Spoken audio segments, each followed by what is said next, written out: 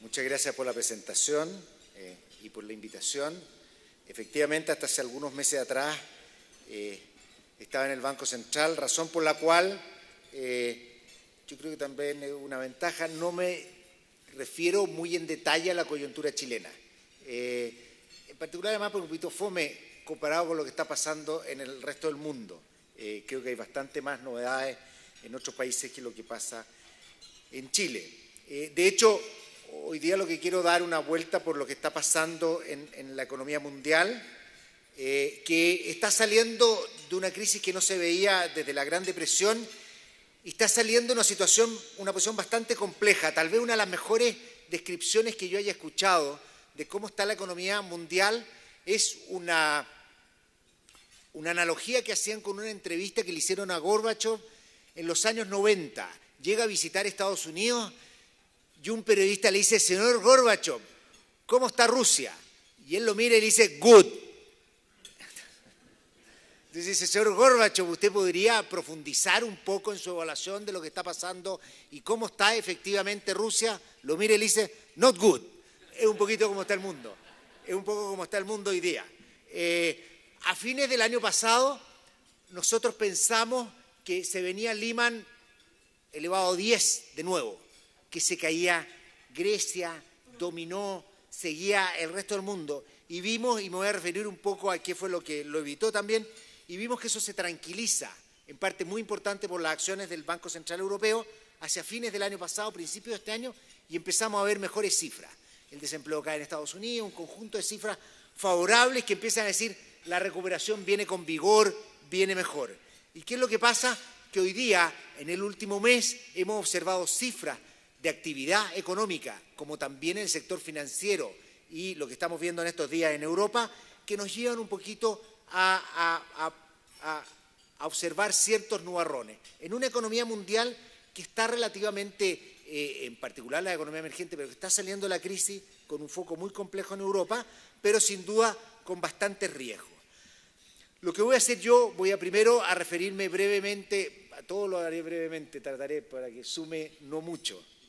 La suma de breves no es breve, entonces, pero voy a hablar de la economía, del entorno global, para pasar a hablar más en detalle de Europa, Estados Unidos, China y al final de América Latina. Veamos qué está pasando en el mundo. En el mundo se recupera de manera bastante dispar. ¿Y cómo venía? De manera bastante dispar. De hecho, hoy día el mundo no crece muy distinto de lo que creció que el primer punto del año 2000-2005. El mundo en esa época crecía en torno a 4%, se espera que este año sea algo menor de 4%, empujado en parte importante por una Europa que va a estar en recesión, pero vemos nosotros que el mundo está creciendo cerca de 4%, empujado de manera muy importante por lo que está pasando en la economía emergente. Promedio, impulsado básicamente por China, ¿no es cierto? Promedio 6%, estos son promedios ponderados, de manera que China pesa bastante. Y la economía avanzada creciendo en torno a 2%, pero también con bastantes grados de disparidad. ¿Cuál es el problema que tiene esto? Y uno dice, mira, esto no es muy distinto del 2013 a lo que era el 2000-2005, es que las economías desarrolladas están todavía con alto desempleo, todavía no han salido de la crisis. Muchos países aún no recuperan los niveles de producción que tenían, los niveles de producción per cápita, al menos que tenían antes de la crisis, y están todavía con tasas de desempleo bastante elevadas. Europa tiene en promedio 10%, habrán visto ustedes en estos días que España ya llegó al 25% de desempleo, que hay que tener mucho cuidado porque con los sistemas de subsidio hay gente que está de vacaciones y no desempleada, aprovechando los generosos sistemas de subsidio de desempleo que también están detrás de parte importante de las dificultades fiscales que hay en Europa. Pero el mundo, y aquí nosotros vemos ciertas disparidades. Europa, que es la línea roja al lado izquierdo, cae este año, recesión, la mitad de los países, son 17, pero 8 de 17 países de la zona euro están con crecimiento negativo este año, ¿no es cierto? Japón, Estados Unidos cerca de 2% y el mundo en general, el mundo en desarrollo, creciendo un poquito menos este año para repuntar hacia el próximo año. ¿Qué es lo que nosotros hemos visto? ¿Qué es lo que nosotros hemos visto en lo más reciente? Que estos son los índices de producción, son índices de compras de los managers de compras de la empresa manufacturera, pero básicamente este es un índice que se conoce el último día de cada mes y uno sabe lo que pasó el mes anterior, o sea, ya conocemos lo que pasó en el mes de abril con las compras de los managers en distintos países, y lo que nosotros tenemos aquí es de que en el grueso del mundo desarrollado, salvo Estados Unidos, el último dato es hacia abajo. O sea, nosotros vemos que esta cosa que venía fuerte, nosotros vemos ahí el caso de Reino Unido, Japón, para qué decir la zona euro, ¿no es cierto?, el verde en este lado, aquí vemos todo esto en negativo, cayendo, todavía algunos arriba de 50, que el índice está relativamente bien, pero bastante compleja la situación. En el caso de la economía en desarrollo también, salvo el caso de China, que crece algo en el margen, también nosotros vemos Brasil, la República de Corea, que en lo más reciente los datos de producción no son tan alentadores, no indican ni que hay una desaceleración global, ni una recesión compleja que se venga, pero que este vigor que vimos en los primeros meses del año, ¿no es cierto?, cuando todos estos índices empezaban a subir y cuando se preveían mejores cifras para el primer trimestre, nosotros vemos que hay cierta, en el margen, cierta desaceleración. ¿Qué hay detrás de esto? Un mundo tremendamente incierto. Lo que hoy día, o tal vez lo más importante hoy día y que viene persiguiendo al mundo desde la crisis de Lehman Brothers, son los índices de incertidumbre. Esto básicamente es volatilidad bursátil. Esto es lo que el mercado prevé va a ser la volatilidad de las bolsas en el futuro. Esto mira la incertidumbre. Esto indica cuánta incertidumbre hay. 80 es un índice, el máximo 80 es una desviación estándar. Esto significa que en ese momento de Lehman Brothers la gente pensaba en el mercado, valoraba que las acciones podían subir o bajar 80% con 2/3 de probabilidad. O sea, podía pasar cualquier cosa. Eso sí que es incertidumbre. Normalmente estos índices son 20 y hemos observado nosotros unos saltos de volatilidad, en particular esta parte final hacia mediados del año pasado, que viene con la crisis de los países periféricos de Europa, que en lo más reciente nosotros vemos nuevamente en Europa se empieza a levantar la incertidumbre y vuelven a ver, y esto contamina los mercados financieros, pero no solo contamina los mercados financieros, sino que contamina toda la actividad económica. Y no es menor el efecto que tiene la incertidumbre, y muchos de ustedes lo saben bastante mejor que yo, sobre las decisiones de empresas y personas. En estos momentos de incertidumbre son no cuando viene el colapso, pero cuando se postergan las decisiones. Y la postergación de decisiones económicas puede tener efectos sobre el ciclo económico bastante significativo. Basta que nosotros decidamos postergar nuestras compras de bienes durables por 6 meses para tener un colapso del consumo bastante significativo. Basta que las empresas digan, mira, hay tanta incertidumbre, vamos a postergar nuestros proyectos, los que podemos postergar por 6 meses, y también eso va a significar un impacto bastante fuerte. Las recuperaciones son bastante fuertes, parte de eso es lo que pasó en muchas economías emergentes, ¿no es cierto? Pero estamos viviendo en un mundo dominado por la incertidumbre, en el cual, como les decía, hay un componente muy importante y que también es inusual para una situación tan débil del mundo, que es el crecimiento de la economía emergente, que es lo que está detrás de manera fundamental de lo que está pasando con el precio de los commodities. El precio de las materias primas está en niveles récord. Nosotros este año ha estado relativamente estable para lo que veníamos acostumbrados. Después de la gran caída del año 2008, se recuperan con mucha fuerza hasta el año, ¿no es cierto?, 2010, y durante el año 2011 tenemos cierta corrección, cierta estabilidad. El petróleo muy movido por factores geopolíticos, ¿no es cierto? El año pasado tuvimos la primavera árabe, ¿no es cierto? Este año estamos con problemas, ¿no es cierto?, en Irán, e incertidumbres que le agregan prima al precio del petróleo, pero básicamente el precio de los commodities ha estado determinado por economías emergentes. China, que demanda mucha infraestructura, que están creciendo de manera bastante sostenida. Y eso significa más demanda por metales, más demanda por alimentos, más demanda por materias primas. Y eso es el grueso de lo que explica. Ha habido muchos estudios tratando de ver el impacto de los inversionistas financieros en el precio de los commodities. Puede afectar su volatilidad, pero estos niveles no están determinados por eso, sino que fundamentalmente por lo que está pasando con los niveles de actividad en el mundo de los commodities, donde las ofertas y las demandas son muy inelásticas. Movimientos de oferta y demanda causan movimientos de precio bastante significativos, pero que esto es la buena noticia además, que está empujando una mayor solidez en la economía emergentes y los países en desarrollo y exportadores de commodities. Y así nosotros vemos que las bolsas también siguen a dos ritmos. Las bolsas, aunque están muy correlacionadas en sus movimientos diarios, nosotros vemos que los mercados emergentes, ¿no es cierto?, América Latina, Asia emergente, con niveles recuperándose a lo que fueron sus máximos previo a la crisis, pero Europa todavía, la economía avanzada, Europa emergente en particular también, de manera contaminada por lo que pasa en Europa y los mercados desarrollados, también en una situación bastante más deprimida en materia de precios de sus activos y en el último tiempo con algún grado de deterioro. ¿Qué es lo que pasa en un escenario como el actual, donde parte de la incertidumbre se ha estado disipando? Por lo menos esta incertidumbre que a finales del año pasado pensábamos que venía Lehman Brothers de nuevo, ¿no es cierto? ¿Qué es lo que pasa en un escenario como este, en el cual las economías emergentes, las economías exportadoras de commodities, son las economías más sólidas, son las que están teniendo mayores ganancias? Pasa lo que debería ocurrir, que sus monedas se aprecian. Este es un índice que vamos a volver un poco más adelante, pero este es un índice de lo que está pasando con las monedas. Las monedas en América Latina, esta línea roja, se han venido apreciando desde el año 2007, han tenido cierto, desde que salimos de la crisis, ¿no es cierto?, empiezan a apreciarse, y después tenemos nosotros aquí el reconocimiento de la crisis en Europa, el temor y todos se van a refugiar en activos seguros, bajan las tasas de bono del tesoro, se fortalecen las monedas de los países desarrollados, en particular Estados Unidos, y nuestras monedas se deprecian. Una vez que pasa incertidumbre, volvemos a la normalidad. ¿Y la normalidad qué es?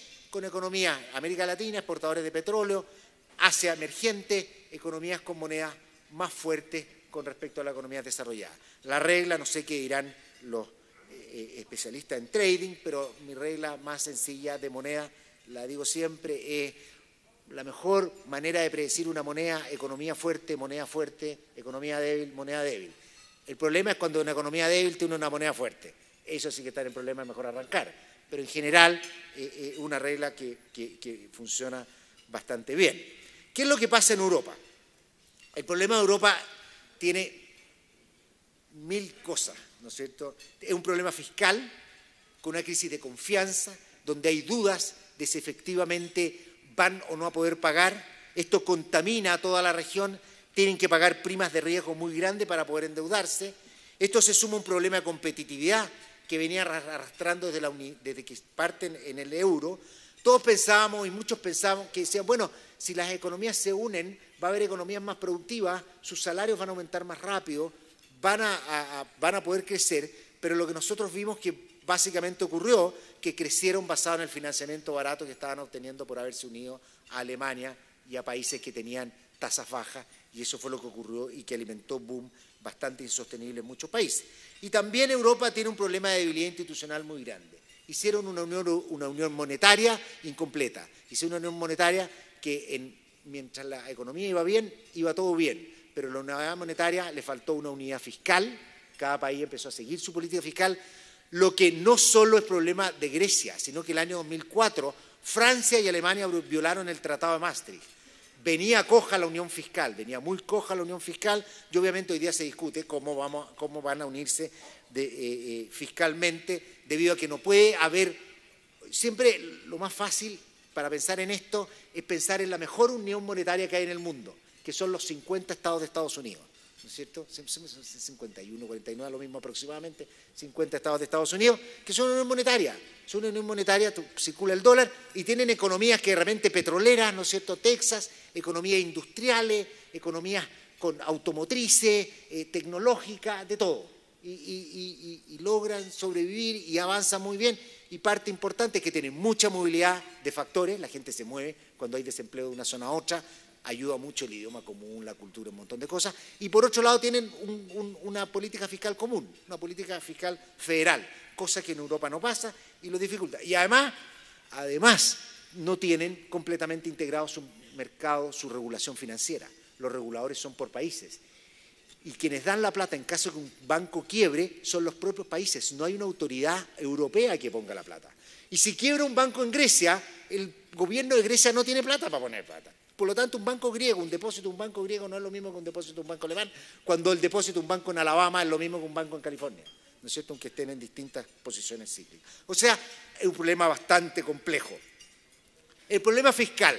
El problema fiscal es interesante porque Europa tiene deuda muy alta, pero a mí siempre me gusta decir, Japón tiene deuda mucho más alta, Japón tiene más de 2 veces el PIB de deuda, una situación completamente insostenible. Japón en algún momento va a tener que empezar a subir sus impuestos y hay una tremenda discusión, pero no es algo apremiante. ¿Por qué? Porque se están financiando a tasas bajas y porque tienen tasas de ahorro altísimas. Y como tienen tasas de ahorro altísimas, el gobierno tiene a quien estarle vendiendo, no tiene que salir a vender afuera, tiene a quien estarle vendiendo sus bonos, sino que además, ¿cómo será lo que ahorran los japoneses que le prestan al resto del mundo? Aparte de financiar su deuda pública, su propia deuda pública. Y Inglaterra, Estados Unidos tienen deuda no a niveles de los de Grecia, ¿no es cierto?, pero tienen deuda relativamente alta. ¿Cuál es la gran diferencia en esta crisis? Y qué es lo que ha hecho una gran diferencia en lo que ocurrió? Que la deuda en Estados Unidos y en Inglaterra la compra los bancos centrales, cosa que no es buena banca central. O sea, los bancos centrales no son los que tienen que ir a comprar la deuda pública, pero en situaciones extremas, cuando hay un problema de confianza y credibilidad muy grande para poder financiarse los gobiernos, obviamente lo que puede hacer el Banco Central aporta, y en el caso de Estados Unidos e Inglaterra lo hacen dado que ellos han llegado a la tasa mínima. Como no pueden hacer más política monetaria bajando tasa de interés, lo único que les queda es salir a comprar papeles largos. Y ahí Estados Unidos ha hecho QE1, QE2, Operation Twist y todas esas cosas, los ingleses también. Y en Europa no hacían nada, porque en Europa es ilegal que el Banco Central salga a comprar bonos a una primera emisión. O sea, cuando emiten los gobiernos no puede salir a comprar bonos. Pero se les ocurrió una manera de hacerlo, de manera elegante. Y lo que hicieron en diciembre del año pasado fue inventar lo que es conocido como el litro, pero es LTRO, Long Term Refinancing Operation, del Banco Central Europeo, que emitió en diciembre y en enero un total de 1 trillón, que para nosotros es 1 millón de millones, o sea, 1 billón nuestro, 1 trillón, es mucha plata, da lo mismo, es un montón de plata. Es más de lo que ha hecho la FED, de lo que ha hecho el Banco de Inglaterra, es 1 trillón de euros. ¿Ah? Entonces, que hoy día 1.29 de dólares, se lo prestan al 1% por 3 años a los bancos, la papa. Cualquiera que tuviera esa oportunidad que le presten a 1% por 3 años, ¿para salir a qué? A solucionar todos los problemas de fondeo que tiene la banca europea, que no son menores, pero también a comprar bonos y hacer un gran beneficio del carry, de la diferencia de salir a comprar bonos que están rindiendo bonos de gobierno, 3-4% de manera muy importante. Y eso nosotros lo podemos ver aquí. Esto es lo que han hecho los bancos centrales. Los bancos centrales, y aquí parte Estados Unidos, ¿no es cierto? El 2008 Estados Unidos dice, nosotros no podemos bajar más la tasa, vamos a expandir nuestro balance. Lo que vamos a salir nosotros es a comprar, y esto es lo que empieza a tener por el lado de los activos, empiezan a comprar muchos bonos del Tesoro. Estos son porcentaje del PIB, ¿no es cierto? O sea, 20 parten en 7% del PIB, llegan a 15% del PIB, comprando y renovando esos papeles del Tesoro, lo que ha mantenido en el caso de Inglaterra y en el caso de Estados Unidos, ambos países con mucha renovación y compra de bonos de Tesoro, lo que le hace tener un balance muy grande. ¿Qué es lo que hizo Europa? Hizo algo similar, ¿no es cierto? Pero aquí decide hacer litro. Dice, nosotros tenemos que salir a comprar, hemos expandido el balance prestándole a los bancos europeos, pero como hay problemas de financiamiento, salen a prestarle a los bancos europeos y ahí expanden su balance. Una sola nota, porque esto hay mucho de mito. El Banco Central de Estados Unidos ha salido a comprar muchos papeles. Entonces, muchas veces en la economía emergente uno piensa y dice, nos están inundando de dólares. Eso no es así. Los dólares no salen de la Reserva Federal, porque los bancos los toman y los depositan como reserva porque no tienen mucho que hacer con ellos. Entonces quedan depositados como reserva y no hay una expansión monetaria que está inundando el mundo entero. El grueso de esto está quedando en la reserva. Y la discusión es cómo es la estrategia de salida. El día que los bancos empiecen a sacar todo esto puede empezar a haber un aumento de liquidez muy grande y lo que va a tener que hacer la FED es diseñar una forma de retirarla, y una forma de retirarla que ya tiene autorización del Congreso es subir la tasa de interés en reserva. Entonces podría decir, mira, no se la lleve, te pago más, en el fondo, eso lo querían. Pero hay este mito de que esto ha significado, crecen los balances, pero eso no significa que estemos inundados de financiamiento. Este es el problema cambiario en Europa, el problema cambiario, y aquí es donde están las líneas más gruesas. Los tipos de cambio, Irlanda, España, Grecia, Italia, son los países que tienen la línea gruesa aquí de Europa, son los países que se apreciaron, son los países que perdieron competitividad versus el norte de Europa que ganó competitividad desde que se unen al euro. El índice es 100 para el año 99. Desde que es parte el euro empezamos a ver nosotros divergencias entre los países europeos. ¿Y qué significa esto? Que los países europeos, y esto es impresionante no haber llamado tanto la atención, la línea celeste es el promedio 2000-2011, ¿no es cierto? Aquí nosotros tenemos 12 años de déficit en cuenta corriente, Portugal promedio cercano al 10%, Grecia cercano al 10%. Esto significa que en promedio cada año gastaron casi 10% más de los ingresos. Sin capitalizar, eso es aumentar su deuda en un 100% del PIB, sin ni una capitalización, nada, simplemente para poder gastar más de lo que tienen. Eso ha pasado, siempre me gusta mostrar a Australia, que es un país que ha tenido eternamente 4%, pero es financiable, ¿no es cierto? Pero estos países, lo que ocurrió, y empiezan a tener un déficit de cuenta corriente muy grande. Y tienen que ajustarse.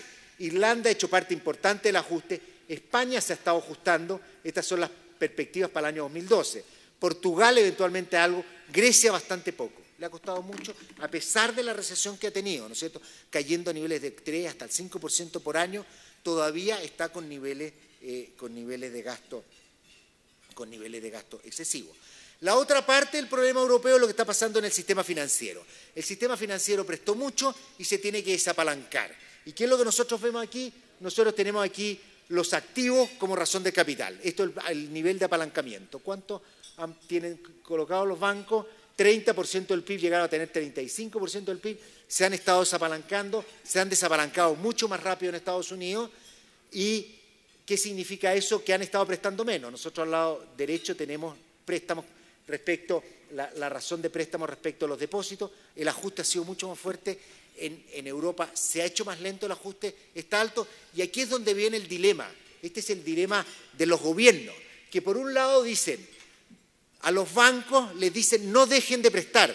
De hecho, le han dicho a los bancos europeos suban el capital, pero no a costa de reducir sus colocaciones. Entonces le dicen a los bancos no dejen de prestar porque si no van a ahogar a las empresas.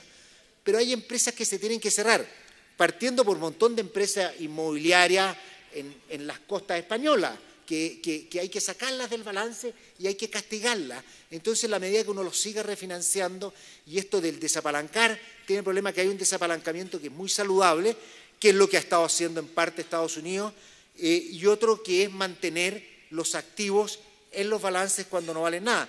Y este gráfico del Fondo Monetario, que a mí me atrajo mucho en el verano cuando vi los borradores de esto, esto es el desapalancamiento de la crisis de Suecia, el año 93.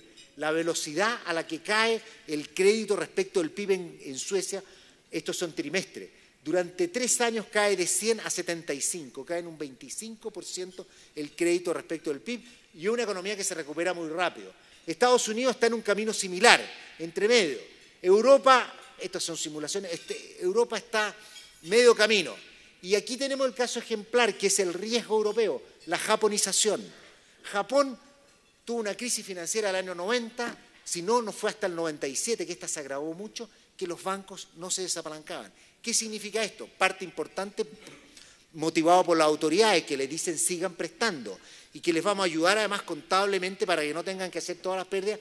Ustedes mantienen préstamos al sector privado y pasa que Japón ha estado 20 años estancado, en parte por lo que se llaman bancos zombie y empresas zombie.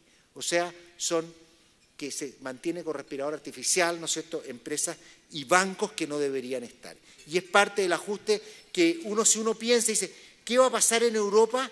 ¿Y qué es lo que está pasando en Europa? Europa probablemente en esta situación, con un desapalancamiento lento, con todos los conflictos que tiene, vamos a tener una Europa con muy poco crecimiento por los próximos 3, 4, 5 años. Ojalá no sean 20 como Japón, porque va a ser malo para el mundo, pero que sí tenemos Europa, no en un colapso, pero cayendo de manera importante, o sea, pero con poco crecimiento en los próximos años. Aquí nosotros vemos la crisis más reciente, aquí están todos los países, cuando los alemanes se pueden endeudar a 2, 3%, incluso 1,5% hoy día, ¿no es cierto?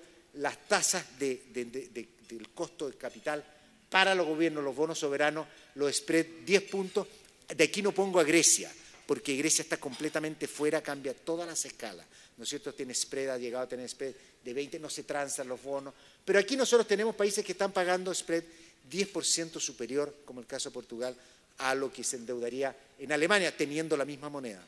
Y lo que nosotros observamos en lo más reciente, que se empiezan a levantar nuevamente, y en el caso de Italia y España, cerca de lo que fueron sus máximos del año pasado. ¿Qué es lo que está pasando hoy día en el caso de España y un poco en Europa periférica? Hay dos problemas. Un problema fundamental que tiene que ver quién va a seguir comprando los bonos españoles. ¿Quién va a seguir si ya se gastó 1 trillón el Banco Central Europeo? Aquí nosotros tenemos estos datos, son cuánto de la deuda soberana española tienen los extranjeros que desde que parte el litro se empiezan a ir, y desde que parte el litro y le prestan a los bancos, la empiezan a comprar los bancos españoles. La empiezan a comprar los bancos españoles.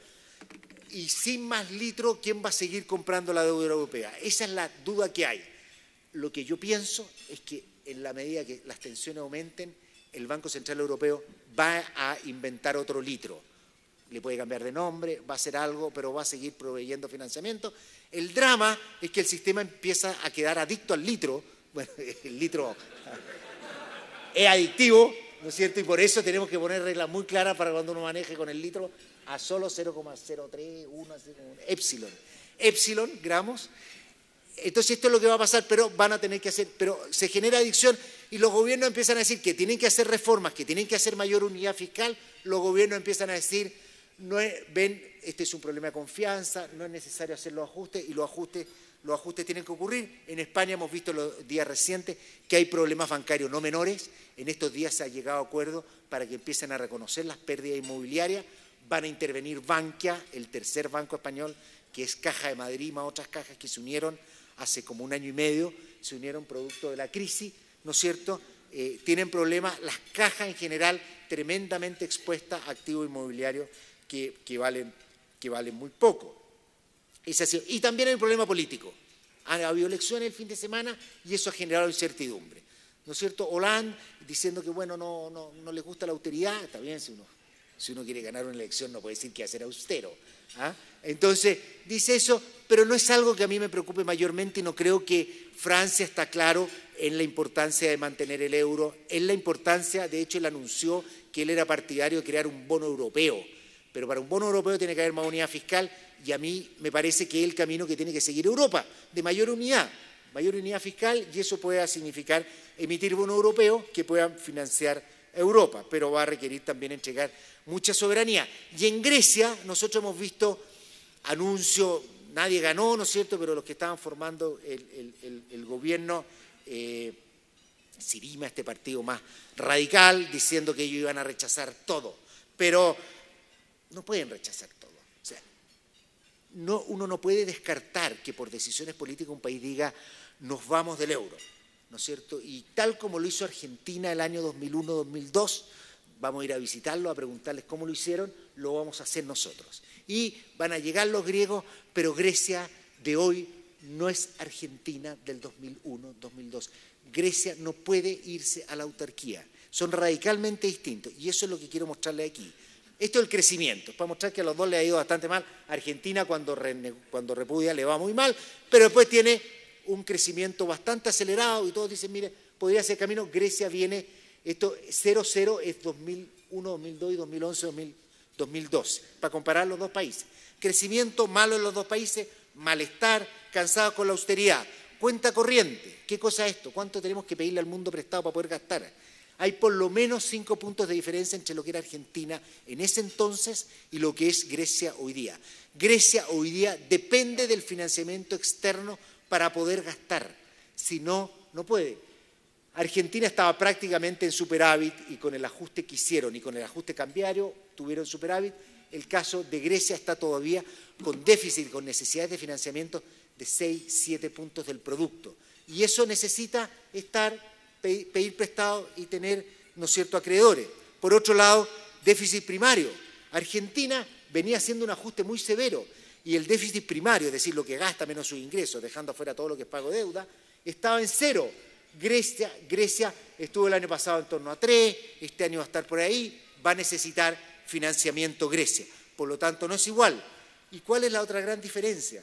Los términos de intercambio.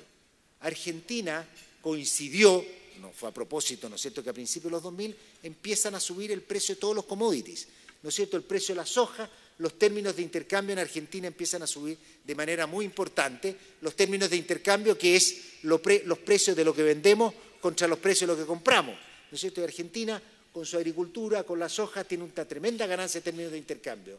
No sabemos qué va a pasar con Grecia, pero el precio del turismo no parece que fuera a subir, ¿no es cierto?, o lo que hace Grecia, de manera que Grecia necesita de financiamiento, necesita estar integrado al mundo, hay muchas otras razones, sería tremendamente costoso para Grecia, esto independientemente de Europa, para Grecia sería tremendamente costoso dejar el euro, es algo que uno nunca puede descartar como resultado de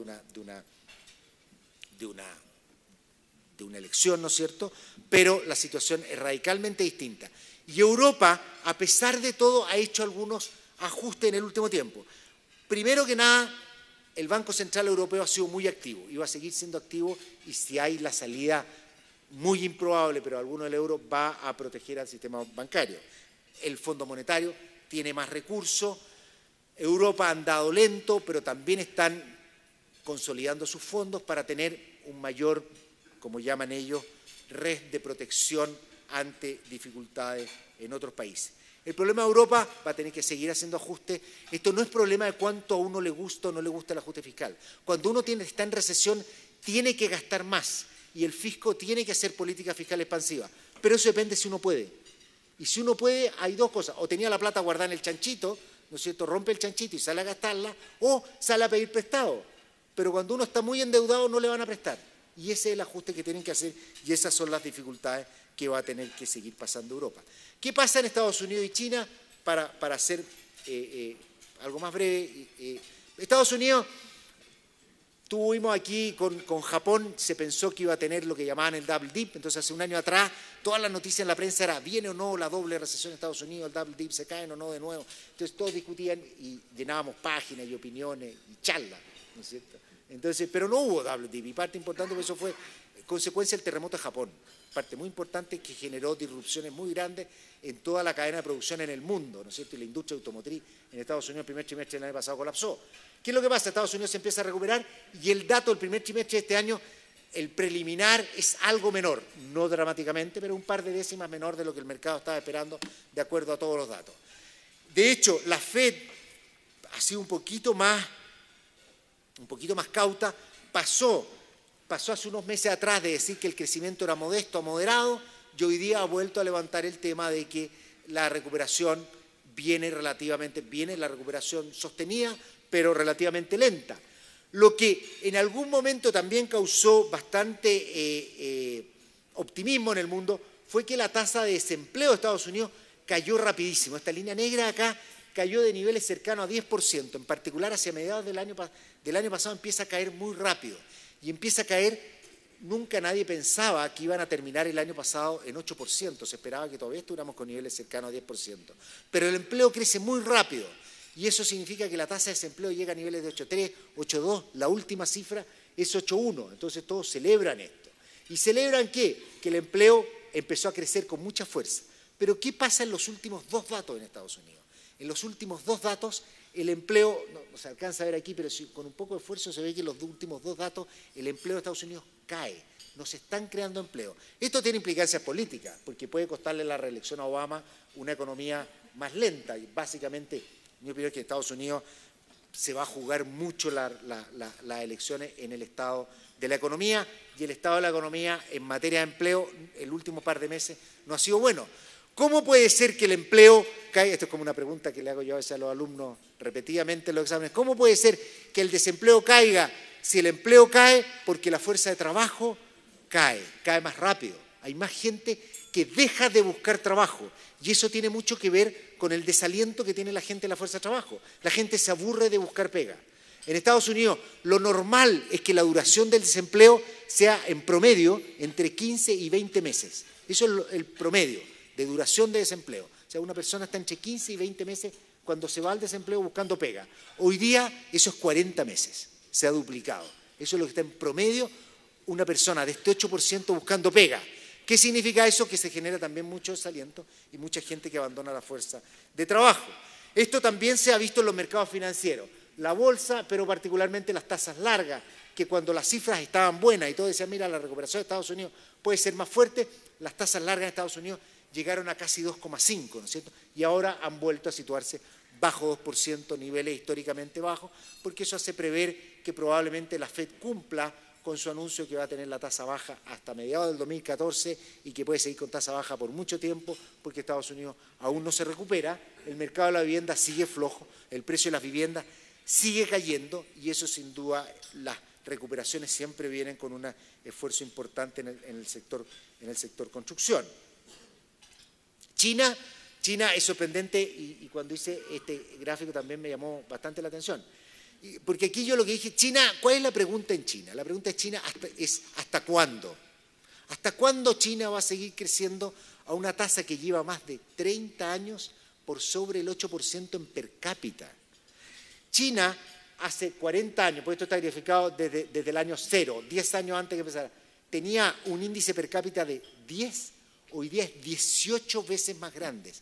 Han multiplicado por 18 su ingreso per cápita en 10 años, en 40 años. Simplemente una regla así como, si uno crece al 7%, lo duplica cada 10 años, esa es la regla del 7%. El 7% lo duplica cada 10 años, 4, 8, 16. A ese es el ritmo que ellos están yendo. O sea, manteniendo, cada 10 años están duplicando su nivel de ingreso per cápita. Dos economías que se le parecen, pero que en algún momento frenaron, y frenaron de manera importante, fue Japón, ¿no es cierto? Japón, que el año 90, que empieza a crecer el 60, el año 90 se frena, ¿no es cierto? Y se frena de manera bastante importante, y el caso de Corea, cuyo freno viene con la crisis asiática, a diferencia de Japón no se estanca, sino que pasa de estar creciendo a tasas muy altas a tasas moderadas, cosa que le ha pasado a todos los países del mundo. A nosotros nos pasó, desafortunadamente no fueron 30 años de crecimiento muy alto, pero uno alcanza, el crecimiento ocurre por explosiones, no ocurre así de que uno va a estar con tasas sobre lo normal por un periodo largo. Las economías se ajustan, China se abre al mundo, el grueso de esto ocurre con apertura al mundo, crece mucho. China puede seguir creciendo, a pesar de que esto sea como normal, uno diga China se puede caer y China puede seguir creciendo, ahí tienen los números. Japón pasó de 7 a 3% per cápita, Japón, perdón, de casi 6 a 0, Corea de 7 a 3, ¿no es cierto? China está arriba de 8, pero China todavía es una economía muy rezagada. China es aún menos del 20% del ingreso per cápita de China, menos del 20% del ingreso per cápita de Estados Unidos. En cambio, Japón se frenó cuando estaba cerca del 90% de Estados Unidos, Corea el 50%. O sea, todavía una economía que está bastante rezagada, que en la medida que tenga la inversión y tenga los recursos humanos, tiene espacio para seguir creciendo, no a las tasas que está creciendo, pero además es una economía que en estas transiciones es muy útil ser grande. Una economía grande tiene bastante espacio para crecer, para invertir. Pero obviamente una economía que lleva décadas invirtiendo más o aproximadamente el 50% del PIB, tiene que haber hecho alguna inversión mala. O sea, esto no es que uno ha estado invirtiendo y todos han sido súper rentables. O sea, sin duda, va a haber exceso de capacidad en China, hay actividades que no son rentables o sostenibles en el largo plazo. Y la pregunta entonces, ¿hasta cuándo y a qué velocidad? ¿Va a ocurrir un ajuste abrupto en China o va a ser un ajuste gradual? Todos esperan, ruegan, ¿no es cierto?, ponen velitas para que sea gradual. De hecho, eso es en cierta medida lo que las proyecciones están diciendo, que Japón pasa de tasas de 10, 9% a tasas más cercanas a 8% y probablemente sea a tasas más cercanas a 7, 6 en los próximos años, pero todavía va a ser bastante vigoroso y un motor bastante importante en la economía mundial. Déjenme, para ir terminando, hablar de las economías latinoamericanas y las economías emergentes. Como les comentaba yo hace unos minutos, lo normal cuando el mundo está fuerte es que, y en particular las economías emergentes, las economías latinoamericanas, los países exportadores de materias primas, son regiones y monedas que deberían ser más fuertes. Y eso es lo que nosotros vemos aquí. Esto es un índice para poder comparar monedas, ¿no es cierto? 1000, una en 1000, otra en 100, otra en 1, todas se convierten en un índice promedio 100. a un promedio 100 desde el año 2000. O sea, este es el promedio de la moneda por mucho tiempo. La barra es cuánto ha sido el máximo, cuánto ha sido el mínimo, ¿no es cierto? El punto rojo es dónde están hoy día. Y lo que nosotros vemos que el grueso de las economías desarrolladas, nosotros tenemos Colombia, están cerca de sus mínimos y están bastante por debajo de su promedio, ¿no es cierto? Tenemos el caso de Colombia, tenemos el caso de Perú, ¿no es cierto? Tenemos el caso de Brasil, el caso de Chile, tienen... Un poquito, mi puntería está mal, este es Chile, este es Brasil, está un poquito... el punto rojo es donde están hoy día, el punto negro es donde estuvieron en este momento de máxima turbulencia el año pasado. Se depreciaron en algo todas las monedas.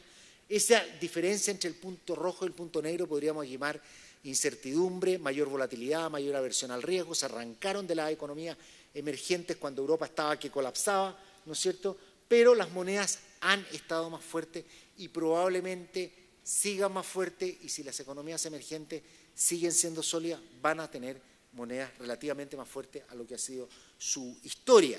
¿Por qué ha sido esto de manera importante? Y esto, ¿por qué pasa también en América Latina, ¿no es cierto?